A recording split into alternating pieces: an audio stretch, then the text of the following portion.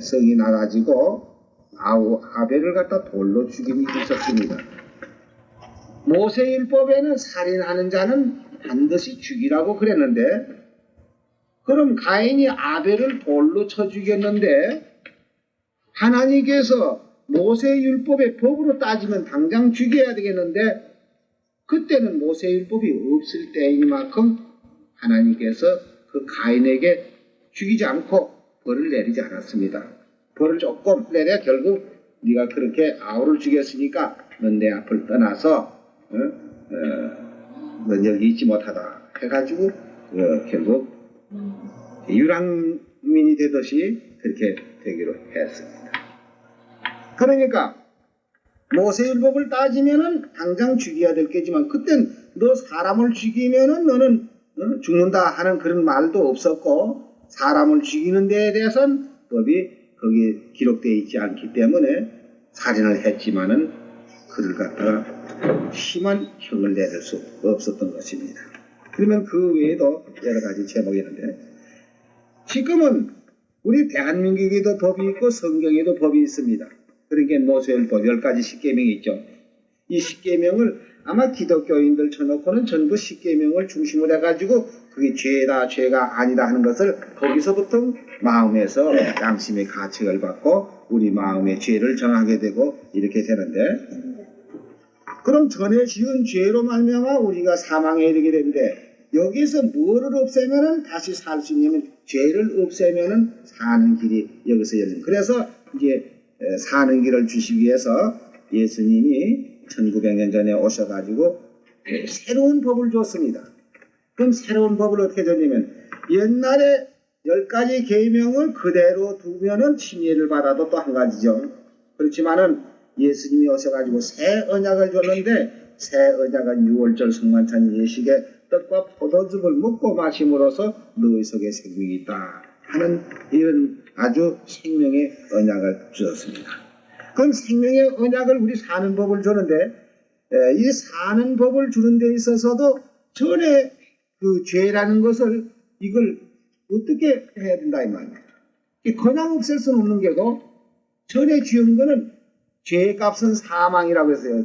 죄값은 사망이라는 건 6장 23절에 보면 죄의 삭은 사망이요 하나님의 은사는 그리스도 예수 우리 주 안에 있는 영생이니라. 그게 죄의 값은 사망이니까 언젠가는 우리가 죽어야 되는 것입니다. 그럼 이 죽는 것을 어떻게 아주 죽어버리면 곤란하니까 미리 죽는 법을 갖다가서 성서적으로서 우리 죄를 장해 지내는 법이 있는데, 그 장해 지내는 법을 하나 보겠습니다. 골로새 2장 12절이요. 너희가 세례로 그리스도와 함께 장사한 바 되고 또 죽은 자들 가운데서 그를 일으키신 하나님의 역사를 믿음으로 말미암아 그 안에서 함께 일으키심을 받았느니라.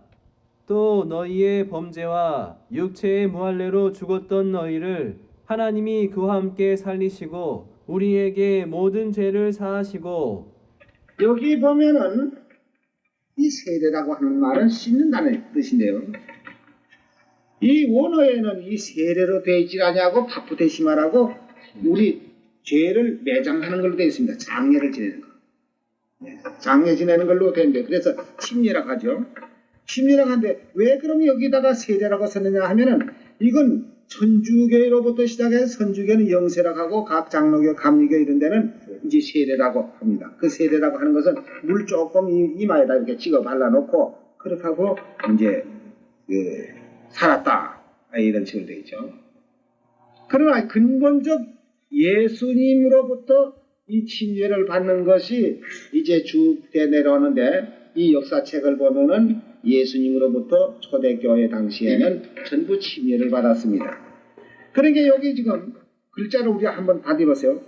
세례로 그리스도와 함께 장사한바 되고 이렇게 기록됐단 말이에요. 그러면 시침으로서 예수님과 함께 장사 지냈다 이렇게 되면 말이 안 되죠. 그러면 침례로 물에다가 이렇게 푹 잠금으로써 그리스도와 함께 장사한 바 되고 하면은 말이 맞는 것입니다. 왜? 침례라는 거 하는 말이 맞는 거예요. 그러니까 세례가 아니고 침례인데 침례는 곧 뭘 하는 거라고요? 장사 지내는 바. 장례, 매장을 한단 말이에요. 우리 죄를 완전히 매장을 해버려요. 그럼 매장을 하게 되면 어떻게 되느냐? 죄의 값은 사망이니까 우리가 죽어야 되니까 언제 죽어도 죽으니까 지금 의식적으로서 죽음을 미리 그만 장례식을 하는 것입니다. 장례한 바 되고 또 죽은 자들 가운데에서 예수님이 십자가에 돌아가셔서 무덤에 장례 지냈죠. 장례 지낸 후 3일 만에 부활하셨어요. 그 말씀과 같이 또 죽은 자들 가운데에서 그를 일으키신, 그를이라는 건 뭐냐면 예수님을 일으키신, 부활시키신 하나님의 역사를 믿음으로 말미암아 그 안에서 함께 일으키심을 받느니라. 누가 일으키심을 받죠? 침례 받는 사람이 이제 죽어서 장례를 지냈는데 죽고 난 후에 예수님을 살리신 것과 같이 그 사람도 새로 일으키심을 받는다 이겁니다. 이렇게 의식으로 우리 죽음을 먼저 맛보고 장례를 지내지 않으면 죄값으로는 언젠간 죽어야 돼요. 그러니까 이 죽음을 갖다가 미리 그만 예방을 해버리는 것입니다. 옛날에 호일자병이라고 한다든지 무슨 이런 병마가 올 때에는 미리 예방하듯이 우리 죽음을 미리 예방을 해서 죽어서 죄를 그만 없애버려요. 그래서 죽은 사람은 죄 때문에 죽었고 다시 일으키는 거는 누구 때문에 일으키죠? 네, 예수님을 죽은 가운데에서 일으키신 하나님의 역사를 내가 믿기 때문에 나도 이제 죽어서 장례 지냈고 예수님을 살리신 것과 같이 나도 새로 일으키심을 받는다. 그와 같이 우리 죄를 지금 침례를 받음으로써 이제 그 과거의 죄는 완전히 정리되는데 그 죄 때문에 내가 사망이 왔고 이런데 이제 죄를 없이 해줬는데 침례를 받음으로써 죄는 없어졌지만 깨끗한 몸이 또 이 세상에 사니까 자연히 우리 이목이 있고 뭘 보는 것이다. 세상에 이 눈이 이거 있다고 해서 이 보는 거 자꾸 함부로 봐도 이거 안 되는 거예요. 이 눈 잘못 보면 그만 큰 범죄를 하는 수가 있고 또 이 귀가 있다고 해서 이 귀가 자꾸 들으면 좋은 줄 알아도 이게 좋은 말 들어야지 나쁜 말 들어보면 이 귀가 범죄를 또 해요. 그러니까 세상에 모든 불의한 것이 죄라고 했습니다. 그럼 또 죄 지면은 또 죽는 거 아닙니까? 그럼 매일 하루 한 번씩 침례를 받다가 집회해야 안 되겠느냐 이렇게 생각하는데 그럼 우리는 어떤 것이냐? 죄를 없이 했으면 죄를 짓지 않도록 만들어줘야 된다.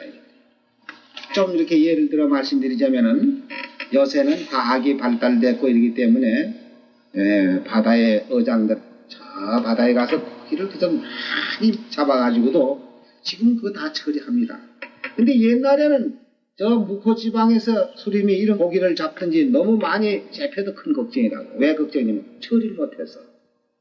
그게 금방 어떻게 다 팔리면 당해지만은 죽은 고기 그저 하루 이틀만 주면 냄새 나고 썩고 이러니까 그 냄새는 썩어지면 그만 바다에다 퍼내밀고 이러는 일들을 하고 있죠. 그렇지 않으면 이제 그 고기가 다 썩어서 못 먹을 정도 되기 전에 소금을 쳐놓으면 좀 당분간 오랫동안 견딜 수 있습니다. 근데 요새는 과학이 발달해서 냉동실을 만들어가지고요. 벌써 이 어장에 나간다고 할 것은 냉동실부터 먼저 만들어가지고 고기 잡는 쪽 거기다 그만 냉동실에 집으면 다 얼어버려요. 얼으면 암만 실이 가더라도 썩질 않습니다. 그래가지고 이제 각 시장으로 빠져서 나와가지고 고기 잡은 거죠. 한 달 후에라도 팔아먹고 2달 후에라도 팔아먹고 이렇게 해서 할 수 있는 거 뭐냐고. 우리가 죄를 없이 하는 것이 문제보다도 그 없이 하는 죄가 오래 유지할 수 있는 이것이 가장 중요한 건데요. 그럼 우리는 어떻게 해서 죄를 없이 그냥 오래 유지할 수 있느냐 하면은 성한 고기 잡아서 소금을 치는 것과 같이 우리 속에다 생명을 넣어야 됩니다. 생명을 넣어야 되는데 어떤 사람은 침례가 여기 침례라고 하지 않으시게 세례를 하니까 씻는다. 그래서 장로이나 감히 물 여기 조금 얹혀놓고 그렇게 놓고는 이제 다 씻었다. 이제 깨끗하다. 이렇게 해서 하는데 이 침례라는 것은 우리 죄를 씻는 게 아니라는 것을 베드로 전서 3장 여기 21절에 보면은 잘 설명하고 있습니다. 물은 예수 그리스도의 부활하심으로 말미암아 이제 너희를 구원하는 편이 곧 세례라. 육체의 더러운 것을 제하여 버림이 아니요 오직 선한 양심이 하나님을 향하여 찾아가는 것이라. 저는 하늘에 오르사 하나님 우편에 계시니 천사들과 권세들과 능력들이 저에게 순복하느니라. 여기 침례 받는 것이 우리 더러운 것을 씻는 것이 아니라. 그럼 더러운 것을 씻는 게 아니고 뭐냐? 오직 선한 양심이 하나님을 향하여 찾아가는 것이라고. 그럼 선한 양심이 죄가 있고도 선한 양심이 가질 수 있습니까? 없이. 죄 가지고도 선한 양심을 가지고 있어요? 예. 하나님하고 우리 사이를 이 갈라지게 한 것이 무엇이냐 하는 것, 그것부터 우리가 알아야 되겠네요. 자, 이사야 59장 1절에서부터 보겠습니다. 여호와의 손이 짧아서 구원치 못하심도 아니요 귀가 둔하여서 듣지 못하심도 아니라 오직 너희 죄악이 너희와 너희 하나님 사이를 내었고 너희 죄가 그 얼굴을 가리워서 너희를 듣지 아니하게 함이니 이는 너희의 손의 피가 너희의 손가락의 죄악이 더러웠으며 너희의 입술은 거짓을 말하며 너희의 혀는 악독을 바람이라. 자, 이런데 이걸 가지고 선한 양심 하나님 찾아갈 수 있어요? 죄는 양심이 허락을 안 하는 것입니다. 내가 죄를 가지고서 나 깨끗하다, 하나님하고 내가 동행할 수 있다 하고 하나님 뒤에 줄줄 따라다닐 수 있느냐면 그렇게 될 수가 없어요. 그러니까 여기 베드로 전서 3장 21절에 그 물은 하는 말은 여기 노아 홍수 때에 노아의 식구 8사람이 구원받은 그 물을 말하는데 이 물은 예수 그리스도의 부활하심으로 말미암아 이제 너희를 구원하는 편이 곧 세례라. 육체의 더러운 것을 제하여 버림이 아니요 오직 선한 양심이 하나님을 향하여 찾아가는 것이냐. 그러니까 죄가 완전히 다 청산되고 장려제 매장을 씻어가지고는 안 되죠. 씻으면 아주 죄의 뿌리가 남아있단 말이에요. 그 뿌리가 남아있으니까 언제든지 뿌리가 남아있으면요 저 산에 아카시아 나무 그 많이 있는데 어떤 사람 그 아카시 나무 이걸 없애려고 비언해도 또 나오고 비언해도 또 나오고 애를 먹는 게라. 그래서 이 사람이 비다가 못해서 이래가지고 안 된다. 그래서 이제 그때 막 오개를 가지고 부럭지를 막 파내 그래요. 그래 놓으니까 이제 그게 안 나온다. 죄를 씻어서야 안 되죠. 그러니까 장애를 지내는 겁니다. 그렇게 해서 이제 완전히 죄의 뿌리를 빼서 내버리고 이제 선한 양심을 가지고 하나님을 향하여 찾아가는데 그럼 침례받고 또 지으면 어떡할까요? 그러니까 침례받고 죄를 짓지 아니하는 이 새 언약이 있습니다. 새 언약.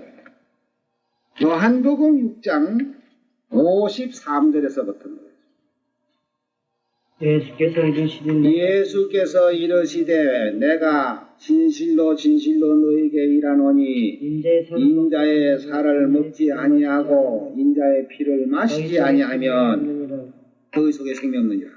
내 살을 먹고 내 피를 마시는 자는 영생을 가졌고 내 살을 먹고 내 피를 마시는 자는 영생을 가졌고 마지막 날에 내가 그를 다시 살리리니 내 살은 참된 양식이요 내 피는 참된 음료로다. 내 살을 먹고 내 피를 마시는 자는 내 안에 거하고 나도 그 안에 거하나니 살아계신 아버지께서 나를 보내심에 내가 아버지로 인하여 사는 것 같이 나를 먹는 그 사람도 나로 인하여 살리라.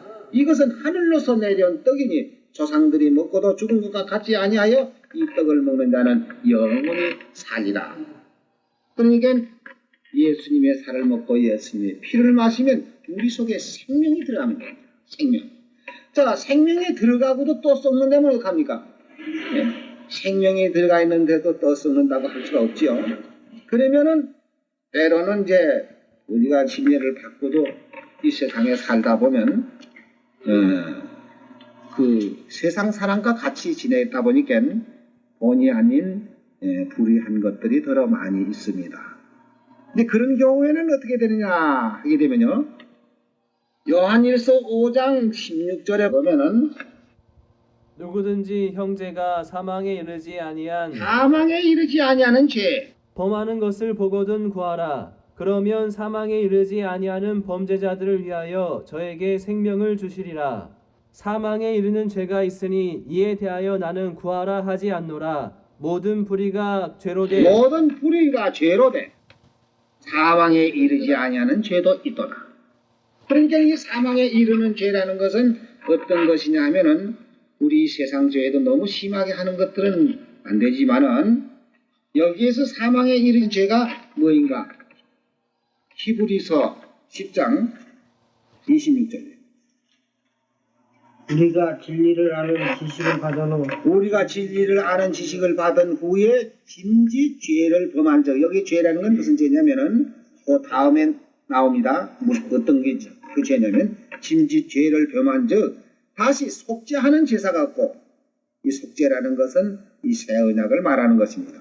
속죄하는 제사가 없고 오직 무서운 마음으로 심판을 기다리는 것과 대적하는 자를 소멸할 맹렬할 불만 있으리라. 모세의 법을 폐한 자도 두세 증인을 인하여 불쌍히 여김이 없이 받지 못하고 죽였거든. 하물며 하나님의 아들을 밟고 자기를 거룩하게 한 언약의 피를 부정한 것으로 여기고 은혜의 성령을 욕되게 하는 자의 당연히 받을 형벌이 얼마나 더 중요하겠느냐 너희는 생각해봐라. 그러니까 여기 무슨 죄겠어요? 새 언약. 예, 이 언약의 질을 배반하고 나가는 것이 이것은 다시 속죄하는 제사가 없어요. 왜 그러냐면은 새 언약을 통해서 예수님의 살과 예수님의 피로 우리의 생명을 줬고 영생을 줬는데도 불구하고 그것을 부인하고 나갔을 때에는 옛날 모세의 율법을 폐한 자도 불쌍히 여기지 않고 죽였거든. 그 사람의 증인을 인해서 하물며 하나님의 아들을 밟고 자기를 거룩하게 하는 언약의 피를 부정하게 여긴다. 이것이 다시 용서함을 받을 수 없는 죄라는 것을 여기 말했습니다. 그러면 우리 속에 생명을 넣어준다는 말씀, 아까 어떻게 하면 생명이 들어간다고요? 요한복음 6장 53절에 예수님의 살을 먹고 예수님의 피를 마시면 너희 속에 생명이 있다. 생명이라는 뜻은 뭐냐면은 영원히 사는 뜻을 말합니다. 생명이 없으면 죽은 사람이고 생명이 있으면 산 사람입니다. 그러니까 생명이 있는 사람에게는 죽음이 있질 않지요. 그냥 영생이 항상 살아가지고 있기 때문에요. 근데 예수님의 살과 예수님의 피를 어떻게 우리가 먹고 마시느냐? 예? 그것이 누가복음 22장에서 우리가 볼 수 있습니다. 누가복음 22장 7절입니다. 유월절 양을 잡을 무교절 일이 이른지라 예수께서 베드로와 요한을 보내시며 가라사대 가서 우리를 위하여 유월절을 예비하여 우리로 먹게 하라. 여기 보면 유월절 양을 잡을 무교절이 이른지라 예수께서 베드로와 요한을 보내시며 가라사대 가서 우리를 위하여 유월절 예비하라 그랬는데 모든 교회 가운데는 유월절이라는 걸 듣지도 못하고 보지도 못했기 때문에 이 유월절 얘기만 하면 이건 모세율법으로만 생각합니다. 모세율법에 양 잡고 소 잡고 유월절 지킨 그걸로만 착각을 한다 이 말이에요. 근데 예수님이 유월절을 예배하라고 베드로와 요한을 보내서 가서 유월절을 예배해서 우리로 먹게 하라 한 이 유월절은 옛날 모세율법에 양을 잡고 양의 피를 문설주에 바르거나 백성에 뿌리는 그런 유월절이 아니고 멜기덱의 반차라고 하는 떡과 포도즙을 가지고 우리에게 새 언약을 주신 것입니다. 19절 보세요. 또 떡을 가져 살해하시고 떼어 저희에게 주시며 가라사대 이것은 너희를 위하여 주는 내 몸이라. 내 몸이라. 예수님이 내 살을 먹으면 너희 속에 생명이 있다는 게 이것이 내 몸이라. 너희가 이를 행하여 나를 기념하라 하시고 저녁 먹은 후에 잔도 이와 같이 하여 가라사대 이 잔은 내 피로 세운 새 언약이니 온 너희를 위하여 붓는 것이니라. 이렇게 해서 여기 새 언약이라는 말씀인데 이 새 언약은 예수님이 이 세상에 오시기 전 약 650년 그 이전에 에레미야 선지자가 여기서 예언을 했습니다. 에레미야 31장 31절이요.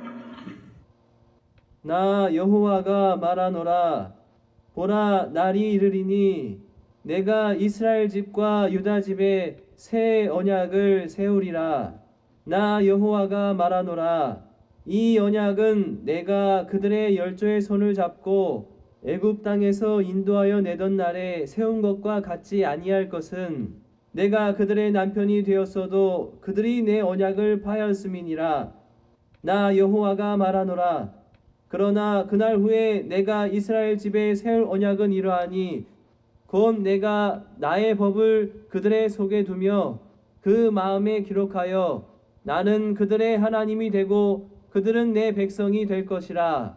650년 전 그 즈음에 에레미야 선지자가 이제 장차 이 앞으로 600년 후에면 메시아가 세상에 오셔가지고 이제 새 언약을 세워 주실 것이다 하고 미리 예언한 그대로 모세율법이 아닌 이 새 언약을 세워 주실 것을 예언했습니다.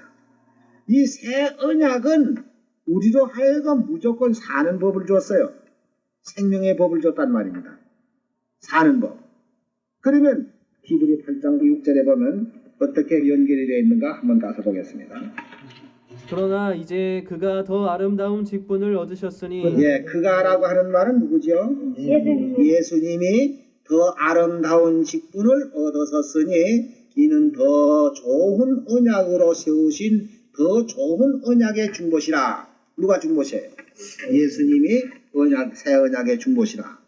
저 첫 언약이 무흠하였다면 흠이 없었더라면 둘째 것을 요구할 일이 없었으려니와 저희를 흠으로 하여 일러서되 주께서 가라사대 볼지어다 날이 이르리니 내가 이스라엘 집과 유다 집에 새 언약을 세우다. 여기 주께서 가라사대 하는 말은 에레미야 31장 31절에 기록되어 있는 말씀을 이쪽에다가 반복해서 지금 그 예언과 맞춰서 사도 바울이 진리를 증거하고 있는 그 말씀입니다. 13절에 보면 새 언약이라 말씀하셨음에 첫 것은 낡아지게 하신 것이 낡아지고 쇠하는 것은 없어져 가는 것이라. 그러니까 옛 언약으로서는 우리 죄를 정하여 줄 따름이요 그 죄에서 결국 죽을 수밖에 없는 우리를 이 새 언약으로서 생명을 얻고 영생을 얻는 이런 진리를 주었습니다. 고린도후서 3장을 보겠습니다. 새 언약이 어떤 것인가 여기 나오죠. 또 6절입니다. 저가 또 우리로 새 언약의 일꾼 되기에 만족해 하셨으니 의문으로 하지 아니하고 오직 영으로 함이니 의문은 죽이는 것이요 영은 살리는 것이라. 여기 지금 잘 보세요. 저가 또 우리로 하여금 저가는 누구냐면 예수님이 또 우리로 새 언약의 일꾼 되기에 만족해 하셨으니 의문으로 하지 아니하고 오직 영으로 하면 의문은 뭐죠? 의문은 구약 모세율법을 말하는 의문으로 하지 아니하고 오직 영으로 영은 새 언약을 말하는 겁니다. 영으로 함이니 의문은 죽이는 것이요 영은 살리는 것이라. 의문은 왜 죽이는 겁니까? 예? 정하는 거. 예. 율법 아까 로마서 7장에 거기 그런 말씀 있죠. 율법에 탐내지 말라 하지 않았더라면 내가 탐심을 몰랐겠는데 탐내지 말라 한 기록이 있었기 때문에 그것을 범으로 나는 죄가 스스로 죄에 있는 것을 드러내고 있습니다. 그러면 그 의문은 그 십계명은 우리로 하여금 죽게 하는 것이요. 왜냐하면 죄를 정하기 때문에. 그러나 죽게 된 거기에서 영은 살리는 것이다. 그 죄에서 죽을 수밖에 없는 인물이 거기서 구속해내신 그 영에 세운 것으로 중요하게 되는 것입니다. 그래서 돌에 서서 새긴 죽게 하는 의문의 직분도 영광에 있어 이스라엘 자손들이 모세의 얼굴에 없어질 영광을 인하여 그 얼굴을 주목하지 못하였거든 하물며 영의 직분이 더욱 영광에 있지 아니하겠느냐. 네, 정죄의 직분이 영광에 있었은즉 의의 직분은 영광이 더욱 넘치리라. 그러니까 우리가 지금 새 언약이 일꾼이 됐고 하나님의 백성이 되어 있습니다. 새 언약으로서 우리는 살리심을 받고 영생에 들어가는 이렇게 약속이 되어 있습니다. 그러니까 이제 침례 받으면은 일단 우리 과거에 지은 죄는 없어지고 이제 6월절 성만찬 예시 떡과 포도즙을 먹고 마심으로써 우리 속에 생명이 있게 되는 것입니다. 그러므로 우리는 이제 옛 의문에 속해 있는 사람이 아니고 새 언약, 새 율법에 속해 있는 사람이 되죠. 이렇게 해서 우리는 영생에 들어가게 되는데 우리 침례를 받고 진리 안에서만 떨어지지 않고 우리가 어떠한 시험이 있더라도 진리 안에서만 떨어지지 않으면은 우리에게 주신 영생은 계속돼서 나가다가 영원한 하늘나라에 들어가게 되는 것입니다. 이 침례에 대해서는 여러 가지가 있지만은 우선 내 죄를 없이하는 것과 또 생명을 받는 것과 이렇게 해서 옛 언약에서 벗어나서 새 언약으로 새 정부 밑에서 새 언약에서 우리가 살고 있는 하나님의 권속이 되는 것입니다. 오늘 이것으로서 침례식에 대해서는